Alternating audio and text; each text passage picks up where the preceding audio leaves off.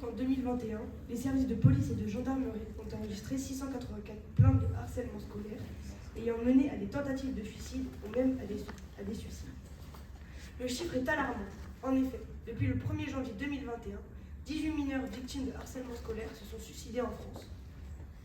Nous savons tous ici que ces malheureuses victimes peuvent être vous qui nous écoutez aujourd'hui, toi ou moi, Bonjour, nous nous présentons devant vous aujourd'hui. pour dénoncer une cause qui nous tient à cœur. Le harcèlement scolaire désigne un ensemble de comportements agressifs répétés et intentionnels dirigés envers un élève dans le but de lui nuire, de l'isoler, de le soumettre à une souffrance psychologique, physique ou émotionnelle. Ces actes peuvent se manifester sous différentes formes: moqueries, menaces, insultes, violences physiques, cyberharcèlement ou encore exclusion sociale. Le harcèlement touche l'estime de soi de la victime, peut avoir des conséquences graves sur sa santé mentale et son bien-être.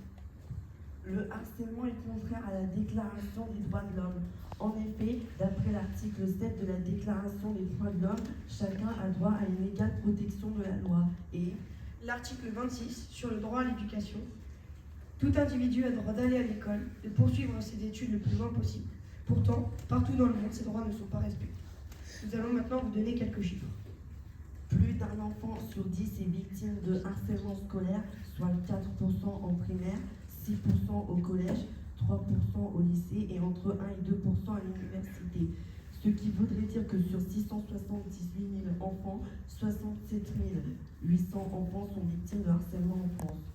Saviez-vous que même Gabriel Attal, ancien ministre de l'Éducation nationale, a été victime de harcèlement scolaire quand il avait entre 14 et 15 ans? Voici le témoignage d'un ami qui souhaite rester anonyme, qui a été victime de harcèlement scolaire en 6e. Nous allons vous décrire sa situation à ce moment. Il se faisait insulter, malmener, pousser, cracher dessus, tirer les cheveux. Il avait tellement peur et honte qu'il n'en a jamais parlé, ni à ses parents, ni à un professeur ou élève référent.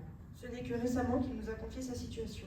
Il n'est pas le seul. Il y a aussi Lucas, collégien de 13 ans, retrouvé mort en janvier à Golbet, dans les Vosges. Les 4 élèves poursuivis ont été relaxés par la Cour d'appel de Nancy le 6 novembre 2023. Mais aussi, l'INSEE, une adolescente de 13 ans originaire du Pas-de-Calais, s'est donné la mort. Victime de harcèlement, elle ne le supportait plus. Sa mère, Betty, raconte sur RTL le calvaire dont a été victime sa fille.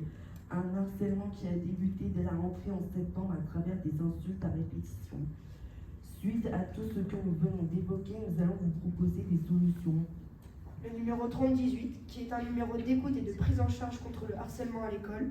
Le dispositif propose écoute, conseil et orientation aux appelants qui signalent une situation de harcèlement à l'école. Le numéro est destiné aux enfants, aux jeunes, aux parents ou aux professionnels confrontés à des situations de harcèlement, en tant que victimes ou témoins. La thérapie EMDR est une physiothérapie par mouvement oculaire qui stimule les mémoires traumatiques. Ou le projet phare, qui est un dispositif qui permet aux élèves qui ont peur de parler à un adulte de pouvoir parler à un élève référent. Ce fameux projet phare est obligatoire dans chaque établissement scolaire. Pourtant, on trouve encore des établissements où il n'y est pas. Trouvez-vous cela normal? Pour conclure, il est essentiel de comprendre que chaque enfant mérite de grandir dans un environnement scolaire sain et bienveillant. Un lieu où il peut s'épanouir sans la peur du jugement ou de la maltraitance. Le harcèlement scolaire n'est pas une fatalité. Et il est de notre responsabilité collective de l'éradiquer. Ce fléau touche des milliers d'enfants dont les vies sont marquées à vie. Cependant, il existe des solutions. Nous avons le pouvoir de changer les choses. Si chacun d'entre nous prend la décision de ne pas détourner le regard, de se lever, de soutenir les victimes et de promouvoir la bienveillance, nous pouvons réellement faire la différence. Ensemble, nous pouvons briser le silence, faire entendre les voix de ceux qui souffrent et mettre fin à ces tragédies silencieuses. Le silence, souvent complice du harcèlement, peut être remplacé par l'unité, la solidarité et l'action. Ne laissons pas ces enfants souffrir seuls, offrons-leur les moyens de se reconstruire. Il est temps d'agir pour que plus jamais un enfant ne vive dans la peur. Ensemble, nous pouvons construire un avenir plus juste, où la bienveillance prime et où chacun trouve sa place. Merci de votre compréhension.